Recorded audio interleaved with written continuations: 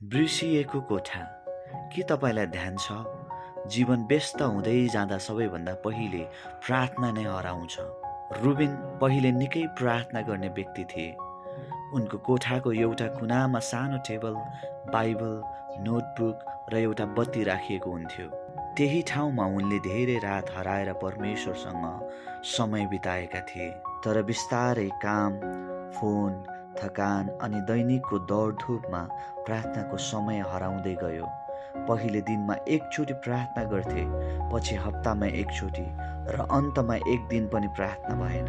एक साँझ धेरै तनाव भएको दिनपछि उनको मन भारी भयो। रुबेन एक्लै बस्दै सोच्दै थिए, किन मनमा शान्ति छैन, किन हृदय खाली जस्तै छ। त्यति बेला उनलाई आफ्नो पुरानो प्रार्थनाको कोठाको याद आयो।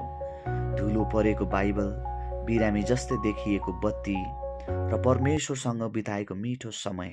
उनको मनले एउटा कुरा फुसफुसायो, परमेश्वर टाढा हुनु हुँदैन, तिमी नै टाढा गएका हौ। रुबिन बिस्तारै उठे, त्यो पुरानो कोठातिर गए, बत्ती बाले र कुर्सीमा बस्दा बस्दै आँसु बग्न थाल्यो। उनले बिस्तारै भने, हे प्रभु, म फर्किएँ।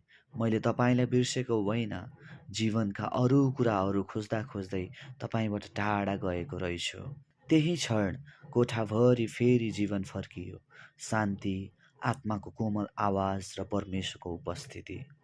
कहिलेकाहीँ हामी प्रार्थनाको कोठा बन्द गर्छौँ, तर परमेश्वरले हाम्रो लागि खोलिदिएको ढोका कहिल्यै बन्द गर्नुहुन्न। फर्किनुहोस्, आज नै सुरु गर्नुहोस्, त्यो नै सबैभन्दा ठुलो आशीर्वाद हो।